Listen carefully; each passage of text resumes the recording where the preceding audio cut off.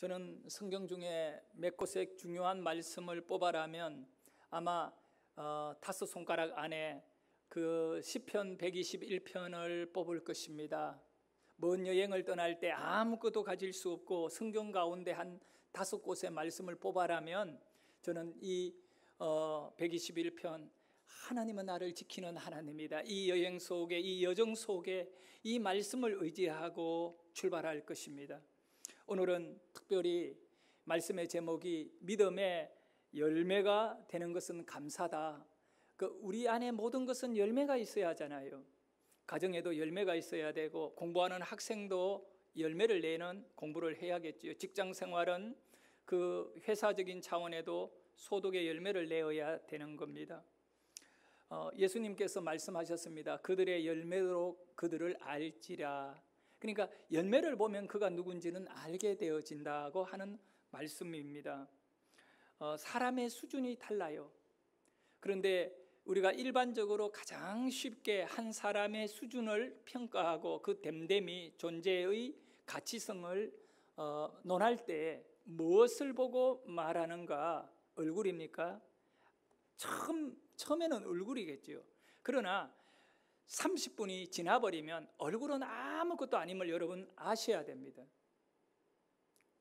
그 사람의 언어입니다. 말입니다. 어떤 말을 하고 있느냐가 그 사람의 수준입니다. 여러분, 말이라는 것은 그 사람의 열매이거든요. 그 존재의 열매입니다. 우리는 많은 말을 하고 있지만 그 중에 필요한 말과 필요 없는 말, 독소가 들어가 있는 악한 말과 선한 영향력을 끼치고 살려내는 생명의 언어로 나누어진다는 겁니다. 입만 열면 욕을 하고 짜증내고 비난하고 원망하고 남들을 속이는 거짓말을 하는 그런 말들은 전부 그 사람의 수준을 보여주는 것이죠. 그런 사람들은 좋은 영향력을 절대로 타인에게 주지 못하는 겁니다. 예수님께서 말씀하시기를 추수하는 그 때에 곡식을 거두어 들어서 알곡은 곡간에 두지만 쭉정이는 불에 태워버린다고 말씀하셨습니다. 곡식, 열매입니다. 그런데 그 열매 가운데 알곡이 있고 쭉정이도 있습니다. 언어적으로 볼 때 우리의 언어, 우리의 말들이 알곡이 되어야 되지 않겠어요? 심판을 받고 버림을 받고 징계를 받는 그러한 쭉정이 말을 해서는 안 된다는 것이죠. 우리의 입술의 열매, 그것은 어떻게 보면 신앙의 결과입니다. 믿음의 열매는 언어로 나타나기 때문에 여러분이 정말 말을 잘해요. 믿음의 말을 해야 되고 다른 영혼을 살려내는 말을 해야 할 줄 압니다. 그러면 여러분의 언어가 알곡이 되려면 어떤 말을 해야 되는지는 누구보다도 여러분 자신이 잘 알 것입니다. 하나님은 어떤 언어를 알곡으로 보시는가? 여러분, 사람이 어떻게 보느냐? 그것은 2번입니다. 1번은 하나님이 어떻게 보시느냐 이것입니다. 하나님이 보실 때의 가장 귀한 언어는 신앙의 열매이거든요. 신앙적 결과에서 나온 말이어야 하는 겁니다. 그 신앙의 열매인 언어, 그것은 바로 한 단어 하나만 뽑아내라고 말한다면 그것은 바로 감사라고 볼 수 있습니다. 여러분이 입술을 열어 감사를 많이, 절대 감사라는 말이 있지 않습니까? 절대 감사라는 것은 원망할 수밖에 없고 불평할 수밖에 없고 짜증낼 수밖에 없고 비난할 수밖에 없는 환경 속에서 다 그것을 초월해버리고 무시해버리고 감사합니다라고 딱 선포하고 생각하고 살아가는 것이죠. 그것이 바로 절대 감사인 것입니다. 제가 개척을 해서 목회를 하면서 힘든 일이 정말 자주 일어나죠. 그런데 우리 계단에도 올라오다 보면 절대감사라고 하는 현수막을, 계단에 작은 그 현수막을 붙인 그런 상태인데, 정말 내 목회와 내 신앙의 가장 중요한 목회자로서 중심을 잃어버리면 넘어지잖아요. 그 중심을 지켜가는 가장 견고한 기둥이요, 이 축이 되는 것이 뭔가라고 생각했을 때 절대 감사, 그냥 감사가 아니라 절대 감사인 거예요. 그냥 감사는 감사한 일이 있을 때 감사하는 거지만, 절대 감사는 원망하는 그런 가운데 놓여 있지만 원망을 하지 않고 감사하는 것이지요. 우리가 그것이 믿음이라고 표현할 수 있지요. 그리고 그 감사는 믿음의 열매가 되는 것입니다. 성도의 입술에는 절대 감사가 날마다 이렇게 우물에서 물이 나오듯이 솟아나야 될 줄 믿습니다. 그래서 이사야 선지자는 이사야서 12장에서 그는 기쁨을 노래하고 구원을 노래했습니다. 하나님은 누구인가? 나의 구원자다라고 그렇게 고백을 하면서 내가 그 하나님을 기뻐하리라고 이렇게 말씀하고 3절에 가서는 뭐라고 하냐, 그러므로 내가 하나님을 구원자로 고백하고 하나님을 바라보며 그 기쁨을 누리되 너희가 기쁨으로 구원의 우물 물들을 기르리로다. 그러니까 그냥 우물이 아니라 물들을 기른다. 우물들의 물들을 기른다. 여기에 구원의 우물이라는 것은 은혜의 우물, 구원의 우물, 또 하나님의 도움을 받음으로 오는 그런 도움의 우물, 여러 우물이 있지만 그 모든 것을 하나로 말한다면 기쁨의 우물인 거예요. 우리는 믿음을 통하여 기쁨이 내 안에 솟아나야 되는 겁니다. 메말은 정말 척박한 삶의 현장 속에서 그 척박한 대로 우리가 굴러갈 수밖에 없는 인생이지만, 거기에 우물에 물이 나오므로 내 안에 기쁨이 솟아나고 그 기쁨을 갖고 가정을 복되게 하고 내 이웃 사람들에게 아름다운 선한 영향력을 끼칠 수 있는 그러한 구원의 우물이 여러분 안에 확보되어져 있기를 축원합니다. 하나님은 여러분이 기뻐하면서 감사하기를 원하시는 것입니다. 우리 하나님께서 여러분을 그렇게 만들어 주심으로 인하여 사도 바울은 로마서 12장 1절에서 우리가 정말 잘 알고 있는, 그러므로 형제들아 내가 하나님의 모든 자비하심으로 너희를 권하노니 너희의 몸을 하나님이 기뻐하는 거룩한 산 제물로 드리라. 이는 너희가 드릴 영적인 예배, 삶의 예배다. 그러니까 기쁨으로 살아가는 것이 너희의 삶의 예배이다.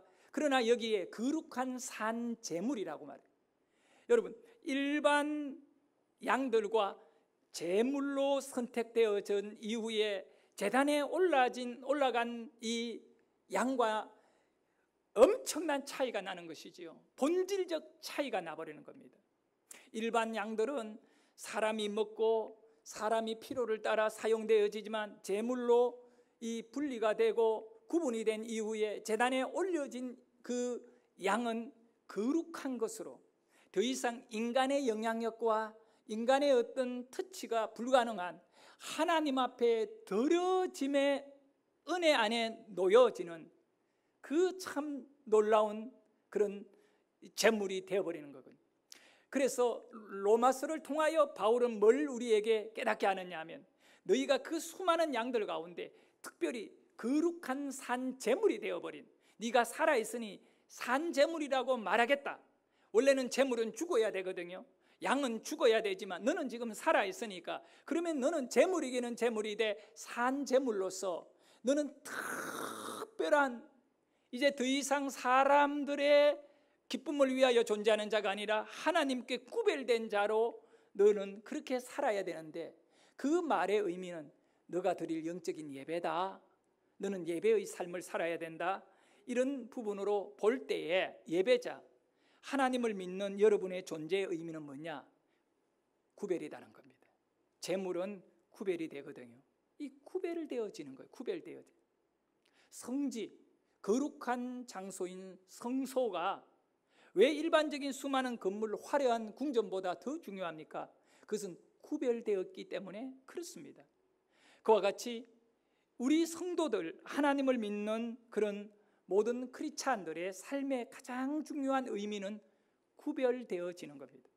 그렇다면 여러분께서 수많은 사람들과 여러분 자신이 예수 믿는 크리스찬으로 구별되어지는데 무엇을 가지고 구별된 것을 증명할 수 있습니까? 나는 무슨 이유로 다른 사람들과 다르다 말입니까? 그것은 여러분에게 있어서 언어입니다. 여러분의 말에 정말 감사가 넘친다면, 그런 세상에 비난하고 원망하는 그런 환경 속에 우리는 예수 믿고 하나님을 믿는 이유로 인하여 감사한다면 여러분은 구별된 사람인 것입니다. 그리고 그는 바로 거룩한 산 제물이 되는 것이죠. 그 감사를 잃어버리면 우리가 제물의 기능을 상실해버린다는 겁니다. 얼마나 감사가 중요하냐 말입니다. 네? 모양만 있는 것이 아니라 내용이 있어야 합니다. 경건의 모양은 있으나 경건의 능력을 잃어버린 그들에게서 너희들이 떠나야 된다. 여러분 안에 정말 감사가 있을 때 그 감사로 인하여 여러분의 삶은 아주 영적으로 풍성한 은혜를 누릴 수 있는 존재가 되는 줄 믿습니다. 성도가 된다는 것은 다른 거 아니거든요. 구별된다. 그 구별은 바로 여러분 안에 기쁨이 있는 감사, 하나님께 어떤 환경에서라도 감사하는 언어를 갖고 살아가는 것이죠. 그래서 말이요 그렇게 중요한 것입니다. 민수기 14장 28절에 보면 정말 하나님께서 우리에게 해주신 아주 중요한 사건 가운데에 이스라엘 백성 정탐꾼들이 가나안 땅을 돌아본 이후에 와서 12명이 보고 와서 10명은 올라가면 우리는 죽습니다 라고 말하며 원망했습니다. 그러나 갈렙과 여호수아는 올라가자라고 말했습니다. 그때 그 사건 이후에 하나님이 주신 한마디 말씀이 있어요. 너희가 어떤 말을 해서 내 귀에 들리든 간에 내 귀에 들린 대로 내가 너희에게 행하여 주리라. 이 말의 의미는 우리가 감사하면 감사할 이 일을 우리에게 하나님은 허락해 주시고, 우리가 원망하고 우리가 불평하면 하나님께서는 그 들은 대로 우리의 인생을 원망스럽고 불평스러운 가운데 두겠다는 것입니다. 여러분 어떻게 생각하세요? 여러분 정말 그런 이 감사의 삶의 내용이 넘쳐나는 인생 되기를 원합니까? 아니면 매일매일 찌들어지고 고통받는 불평과 원망 속에 그렇게 살기를 원합니까? 말을 잘해야 됩니다. 하나님 앞에 말을 잘해야 됩니다. 하나님 감사합니다. 하나님 감사합니다. 하나님 감사합니다. 구원의 우물물에서 나온 감사가 여러분 안에 솟아나기를 원합니다. 그럴 때 가정은 행복해지는 겁니다. 자녀들은 삶에 정말 의미를 찾게 되는 겁니다. 감사가 사라진 인생과 그 가정의 가족들과 공동체는 길을 잃어버린 자들이기 때문에 누구를 의지하고 어떻게 살아야 되고 목적이 무엇인지를 모르고 방황하는 자들이 됩니다. 우리의 말입니다. 우리는 말을 통하여, 언어를 통하여 감사를 외치십시오. 남편에게, 아내에게, 하나님에게, 교회를 향하여, 사회를 향하여 원망하지 말고 감사하시기를 축복합니다. 감사의 말은 기적을 끌어오는 것입니다. 원망의 말은 마귀 사탄 저주를 끌어오는 것이라고 저는 생각합니다. 몇 년 전의 일이지만 서울의 대학연합교회라고 있습니다. 그 교회에 이 기독교 정신을 가진 철저한, 그게 목사님이 갖고 있는 개념이 뭐냐, 어린아이 때, 영아부, 유치부, 초동부 아이일 때 정말 하나님을 만나게 해야 되고 신앙생활을 확고하게 해야 된다. 이 목사님은 젊은이들을 구원하기 위하여 교회 이름을 대학연합교회라고 하는 그런 교회를 개척했던 겁니다. 그런데 그 교회가 수천 명이 모이는 교회로 성장을 했는데, 그 교회가 가장 먼저 한 사역이 바로 기독교 유치원을 설립했는데, 이 유치원은 완전히 신앙교육만을 하는 유치원입니다. 이 이스라엘 사람들이 어릴 때 율법을 달달 외우게 하듯이 하나님의 말씀을 외우는 아이들이요, 예절교육, 성경 암기 이것만 집중하는 그런 유치원인데 아마 그 교회 성도들만 이렇게 입학해서 다닐 겁니다. 그리고 국가의 지원도 아마 안 받을 겁니다. 왜? 이 사회 유치원은 그렇게 종교교육을 하면 국가에서 지원을 안 해줍니다. 그런데 그 유치원에 은총이라고 하는 아이가 있었습니다. 이 아이는 만 5세. 그런데 이 아이의 이 어두운 그림자가 있어요. 뭐냐면 태어날 때부터 유전적으로 한쪽 시력이 상실된 가운데 이렇게 태어난 거예요. 그러다 보니까 남아있는 한쪽 시력도 언제 잃어버릴지 모르는 그런 불안과 위기 가운데 이 아이가 자라나고 있어요. 그 부모님들이 이런 고난과 어려움 속에 이 자식의 장애를 가지고 기도의 제목으로 삼고, 우리 아이는 비록 한쪽 눈은 보지 못하지만 이 영의 눈이 열려 있고 영의 눈을 열고 사는 아이가 되었으면 좋겠다라고 하는 그런 부모의 간절한 기도가 있는 것 같습니다. 근데 이 아이가요, 정말 이 사인랜드 스쿨이라고 해가, 그 유치원 이름이 사인랜드 스쿨인데 그 유치원에서 가장 아멘을 잘하는 아멘 대장이라는 거예요. 무슨 설교를 듣든 간에 이 아이가 아멘 아멘 한다는 거예요. 그리고 이 아이는 사도행전 4장 10절의 말씀을 달달 외우고 다니는 겁니다. 네?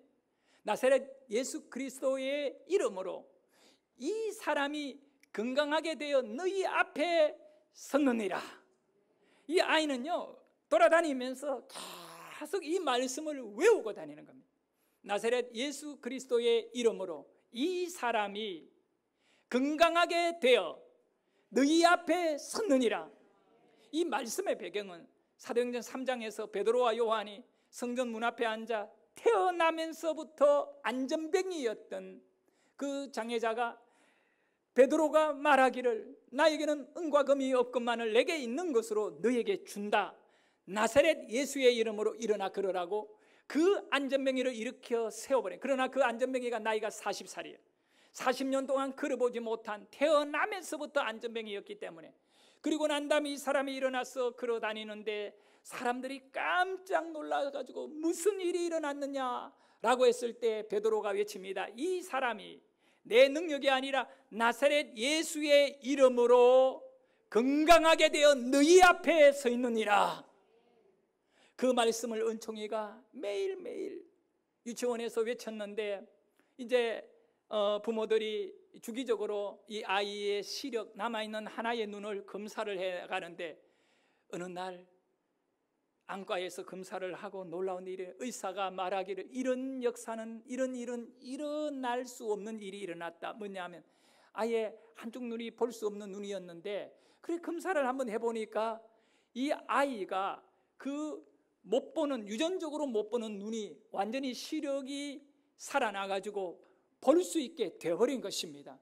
일반적으로 시력이라면 시간이 가면 나빠지는 것이 정상인데 이 아이는 오히려 한쪽 눈, 나사렛 예수의 이름으로 이 사람이 건강하게 되어 너희 앞에 섰느니라, 이걸 외치고 돌아다니는 이 어린 아이의 시신경이 완전히 살아나가지고 이 아이가 양쪽 눈을 다 보게 되는 그 기적을 경험하게 되는 것입니다. 그러므로 여러분도 마찬가지입니다. 우리는 나이를 초월하고 교회의 직분을 초월해서 그 사람, 그 한 사람 한 사람의 언어가 무엇을 말하느냐에 따라 여러분의 삶의 결과는, 열매는 달라지는 줄 믿으시기를 바랍니다. 성도 여러분, 다음 주일이 맥주감사주일입니다. 맥주감사주일은요, 오순절이라고도 말하기도 하는데 우리 교회가, 한국교회가요 6개월 1월에서 6월을 다 지내고 7월 첫째 주에 맥주감사를 드립니다. 그런데 이 맥주감사와 가을의 추수감사, 절기 2개를 지키는 겁니다. 우리는 감사절을 2개를 지키는데 이 감사절을 왜 드릴까요? 교회에서 성도들에게 감사 헌금을 내라고 그걸 만들어 둔 것일까요? 전혀 그렇지 않습니다. 그렇게 생각한다면 여러분은 원망하고 불평하는 자의 마음을 가진 것입니다. 이 맥주 감사의 가장 중요한 것은 하나님께서요 이스라엘 백성을 광야로 데리고 나와가지고 바로 가나안 땅으로 직행할 수 있건만을 그 백성을 광야에 데리고 나와 그 가장 힘들고 어려운 광야의 생활을 경험하게 하신 이유가 뭔지 아세요? 광야에서 그 백성을 훈련하신 이유는 딱 한 가지입니다. 어떤 원망과 불평의 자리가 되더라도 너희들의 믿음은 가나안에 들어가서 하나님께 감사해야 된다. 여러분, 감사를 훈련할 수 있는 최고의 환경, 그런 천연적인 환경이 광야거든요. 광야에서 감사만 한다면 그들은 통과되는 것입니다. 그런데 그들이 감사의 백성으로 만들어지는 훈련하는 기간이 40년간이나 걸렸다는 겁니다. 오늘 우리도 마찬가지입니다. 이 세상에 살아가면서 여러분이 가장 중요하게 훈련받아야 될 것은 하나님 앞에 감사인 줄 믿으시기를 바랍니다. 감사 잃어버리면요 다 아무것도 아니에요. 그런데 참 놀라운 거는 감사가 언제 나온지 알아요? 편안하고 일이 잘 되고 걱정거리가 없을 때 감사할 수밖에 없잖아요. 그런데 정반대로요, 우리 인생의 감사는 힘들고 어려울 때 그때 깨달아지는 겁니다. 네? 6.25가 끝나고 이 한국 땅이 얼마나 초토화가 되고 먹을 것도 없고 힘든 직장도 어디 가서 일할 때도 없고 다 굶어 죽어가는 그때 교회가 부흥되거든요. 이 교회의 부흥은 감사와 함께 오는 것입니다. 그렇게 힘들 때 감사가 우리 안에 뿌리를 내리는 거죠. 그러면 반대로 믿음이라는 것은 이 환경에 따라 변질된다든가 변화되면 안 돼요. 그 믿음이 왜 여러분 믿음 훈련을 잘 해야 되느냐 하면 편안하고 문제 없을 때에도 여전히 감사를 잃어버리지 아니하고 그 편안함에 내가 주저앉아 그게 길들어져서 그거 붙잡고 살아가는 어리석은 인생이 아니라 그런 가운데에도 하나님을 바라보며 더 거룩하고 아름다운 삶을 위하여 이 감사의 우물을 막지 아니하는 그러한 훈련이 우리에게 필요한 줄 압니다. 성도 여러분, 오늘 우리가 읽었던 이 본문 속에 보면 이런 놀라운 고백을 시작합니다. 121편 1절에 보면 나의 도움이 어디서 올까? 시인은요 인생의 가장 중요한 질문을 도움이라고 보는 것입니다. 나의 도움이 어디에서 올까? 결혼을 하잖아요, 젊은이들이. 그 중에 결혼의 가장 어리석은 결혼, 불행한 결혼이 뭔지 알아요? 단순히 아내를 또 남편을 그냥 내가 필요한 것이 있으니까 그거를 채우려고 결혼을 한다면 그는 행복한 가정을 이룰 수가 없습니다. 왜냐하면 우리의 삶은 채워지지 않거든요. 그래서 사랑이라는 것은 내가 받는 것이 아니라 주는 것인 거거든요. 하나님의 사랑은 하나님이 우리에게 주는 거잖아요. 근데 이 시인이 자기의 삶에 자기를 채울 수 있는 것이 뭔가를 돌아보기 시작한 거예요. 나의 도움이 어디에서 오는가? 이 부분을 살피기 시작한 겁니다. 가장 중요한 인생의 질문입니다. 나의 도움이 어디에서 오는가? 그리고 그는 2절에서 그 답을 고백하고 있습니다. 나의 도움은 천지를 지으신 여호와에게서로다. 나의 도움은 하나님이라는 겁니다. 여러분, 여기에 이 고백이 여러분의 믿음이 될 수 있기를 원합니다. 여러분이 어떤 경우에도 누구의 도움을 받아야 되느냐, 이것은 매우 중요한 거잖아요. 누구의 도움을, 어떤 사람의 도움이 내게 있는가? 그 가운데 우리는 하나님의 도움을 받아야 할 것입니다. 마귀의 도움을 받을 수도 있고 하나님의 도움을 받을 수가 있는데 우리는 하나님의 도움을 받아야 됩니다. 성경에서 구약의 인물 중에 최고의 영적인 축복을 받은 인물이라면 다윗과 아브라함, 이런 인물들이죠. 그런데 다윗이 복을 받은 것이 다윗의 개인적인 능력일까요? 전혀 그렇지 않습니다. 다윗이 복을 받은 것은 믿음 때문에 그렇습니다. 다윗이 가지고 있는 믿음이 다윗을 축복의 사람으로 만들어낸 것이죠. 그러면 다윗은 어떤 믿음을 갖고 있었을까요? 다윗이 가진 믿음의 본질은 다윗이 시편 18편에서도 고백하는 것과 같이 나의 힘이 되신 여호와여, 나의 힘이 되신 여호와다는 거예요. 내가 주를 사랑합니다. 바로 다윗은 하나님은 나의 언제나 힘이 되어 주신다는 거예요. 내가 아플 때, 내가 외로울 때, 내가 실패했을 때, 내가 쫓겨 다닐 때, 내가 배고플 때, 이 모든 상황 속에 내가 견딜 수 있고 내가 이길 수 있는 힘은 하나님이 나에게 주시는 힘이다. 나의 힘이 되신 여호와여, 내가 주를 사랑하나이다. 오늘날 우리의 삶이 왜 불행해집니까? 왜 고통스럽습니까? 왜 불안합니까? 힘을 잃어버렸거든요. 무엇이 나의 힘인지도 잘 모르는 가운데 방황하는 것이 오늘 우리 인생인 겁니다. 그리고는 잘못된 것을 붙잡고 살아갑니다. 돈이 힘이다. 그래서 돈의 노예가 되어버리고 마는 것입니다. 성도 여러분, 여러분의 힘은 다윗의 믿음과 같이 그 고백입니다. 하나님이시다. 하나님은 나의 힘이시다. 그리하여 오늘도 우리는 그 하나님을 높이고 찬양하며 그 하나님을 의지하여 살아가야 됩니다. 하나님이 나의 힘이기 때문에 나는 그의 도움을 받아야 됩니다. 그래서 여러분이 감사해야 할 가장 중요한 이유가 무엇입니까? 하나님의 도움이 있기 때문에. 그 하나님이 나를 도와주지 않으면 나는 망할 수밖에 없는 존재인 겁니다. 그러나 하나님께서 나를 도와주시니 내가 힘을 얻어 오늘도 살아있는 것이, 그것이 나의 정체성이고 나의 고백이 되어야 합니다. 성도 여러분, 인생은 결국 누구의 힘을, 누구의 도움을 받느냐, 여기에 따라 성공과 실패가 결정나거든요. 여러분은 하나님의 도움, 그래야 믿음 중에 가장 귀한 믿음은 하나님을 의지하는 믿음입니다.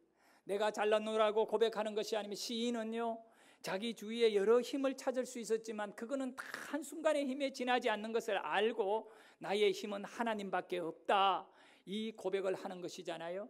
그래서 하나님은 나의 도움입니다. 하나님은 나를 도와주십니다. 어떤 경우에도 하나님은 나를 버리지 않습니다. 나는 망할 수 없는 사람입니다. 왜냐하면 하나님이 나를 도와줍니다. 이런 고백이 여러분에게 있기를 축원합니다. 그런 사람은, 다른 말로 표현하면 뭐냐, 하나님의 도움을 받는 사람은 하나님에게 속한 사람입니다. 당신은 누구에게 속하였습니까? 네, 저는 하나님께 속했습니다. 그렇게 말하는 이유가 뭡니까? 왜 당신이 하나님께 속했다고 말합니까?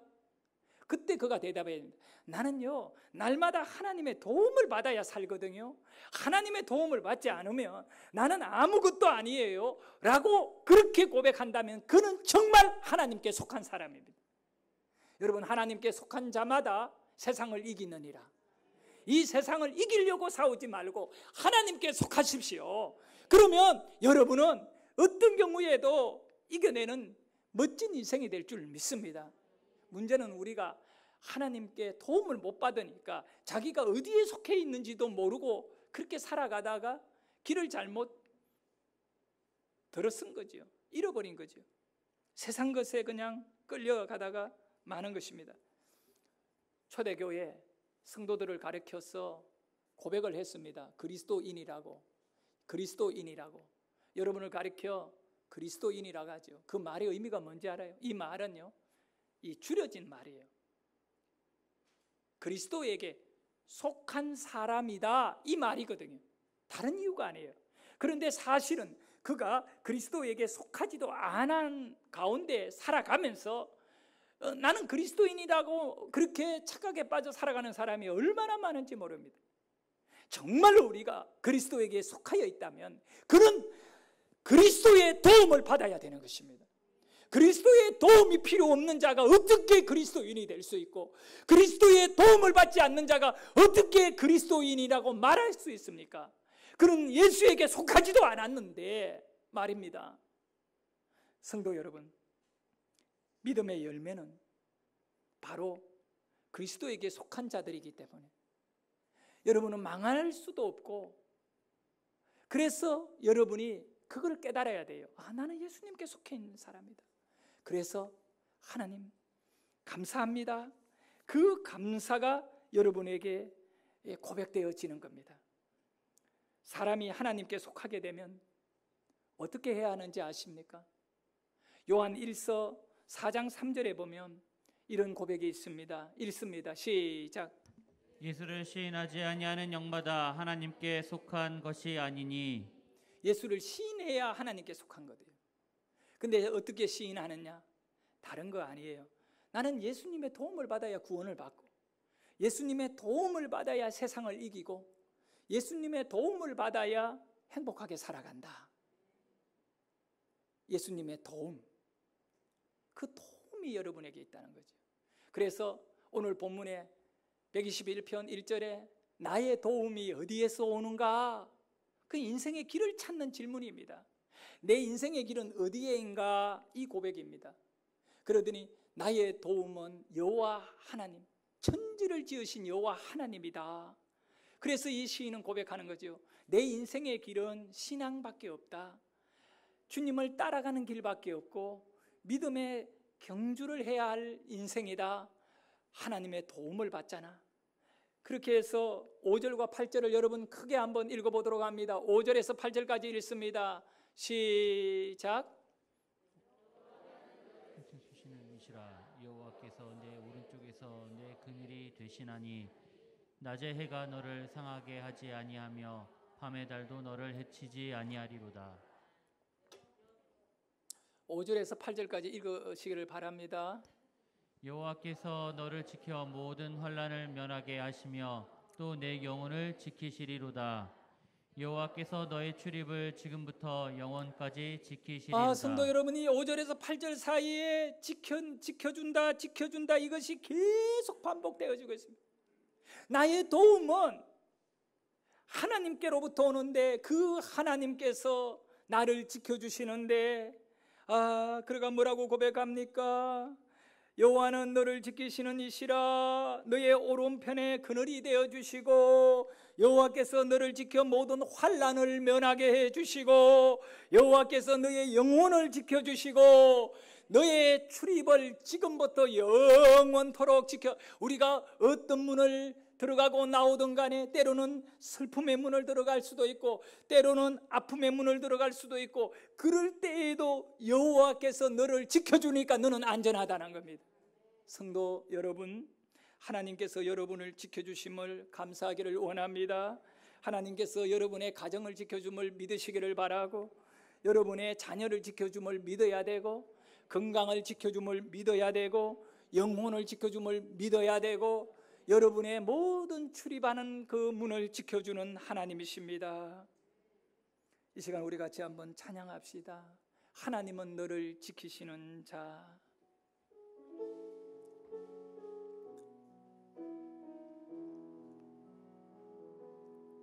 하나님은 너를 지키시는 자. 너의 우편에 그늘 되시니 낮의 해와 밤의 달도 너를 해치 못하리. 너를 해치 못하리. 그렇습니다. 하나님은 누구십니까? 하나님은 너를 지키시는 자. 너의 환난을 명쾌하신 그가 너를 지키시리라. 너의 길을 지키시리라. 눈을 들어 산을 보라. 눈 들어 산을 보아라. 너의 도움 어디서 오나. 천지 지으신 너를 만드신 여호와께로다.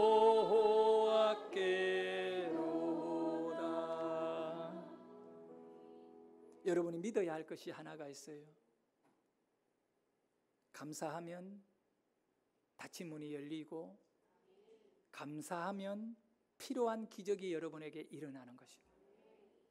원망하면 우리의 가장 먼저 심령이 망가지고, 그 다음에 심령이 무너진 사람에게는 삶이 무너지게 되어 있습니다. 여러분의 심령이 세워져야 됩니다. 힘을 잃어버린 여러분의 심령에 큰 힘이 들어와야 됩니다. 여호와는 나의 힘이시라. 그 힘은 심령의 힘입니다. 하나님은 나의 도움이시라. 여러분의 심령을 붙잡아 주시는 하나님. 성경에 보면 출애굽기 23장 16절에 맥추절을 지켜라고 말씀합니다. 이는 내가 수고하여 밭에 뿌린 것의 첫 열매를 거두미니라. 여러분, 감사의 내용은 바로 이렇게 열매와 연결되어 있습니다. 오늘 여러분은 농사를 짓지 않고 있잖아요. 여러분의 신앙의 열매, 여러분의 삶의 열매가 하나님께 들어져야 되는데, 그 열매는 감사이거든요. 지금 여러분이 감사를 잃어버리고 정말 사람에게든 하나님에게든 원망할 그런 이유들이 있다면, 지금 여러분들께서 그걸 치료하고 변화되어지는, 바뀌어질 수 있는 방법이 뭔지를 오늘 말씀을 통하여 여러분에게 치료가 되어지고 있다. 감사를 훈련해야 하는 겁니다. 훈련이라는 것은 바뀌어지는 것을 의미해요. 정말 감사하게 되면 하나님은 여러분에게 기적을 주시는 겁니다. 감사하면 모든 것이 다 바뀌어지게 돼요. 그리고 이 맥주 감사는 어떤 것으로 들어야 되냐? 가장 귀한 것으로 들어야 한다고 그 뒤에 23절 19절에서 20절에 보면 고백하고 있습니다. 읽습니다. 시작. 내 토지에서 처음 거둔 열매에 가장 좋은 것을 가져다가 너의 하나님 여호와의 전에 드릴지니라. 보세요. 내 토지에서, 너의 토지거든요. 너의 인생 가운데, 너의 삶 가운데, 너의 것 가운데에 거둔 것을 가장 좋은 것으로 가지고 와가지고 너의 하나님 여호와의 전에 드리라는 것입니다. 하나님 앞에 너희 삶을 하나님이 기뻐하는 산 제물로 드리라는 것 같이, 그것이 영적인 예배다라는 것 같이, 여러분은 하나님 앞에 드려져야 될 예배의 삶의 중심에 가장 좋은 것이 바로 감사인 것입니다. 감사를 드려야 됩니다. 20절에 이어지는 말씀을 보면 읽습니다. 내가 사자를 내 앞서 보내어 길에서 너를 보호하여 너를 내가 예비한 곳에 이르게 하니니. 여러분, 이 약속은 정말 오늘 우리와 나에게 있어 가장 큰 힘이 되는데 뭐냐 하면, 가장 좋은 것으로 하나님께 드릴 때, 감사하게 될 때 하나님이 나의 인생의 길에 사자를 보내어 너를 지켜준다는 거예요. 하나님이 천사를 보내어 여러분의 가정을 지켜주고, 여러분의 개인을 지켜주고, 교회를 지켜주시고, 나라와 민족을 지켜주신다는 겁니다.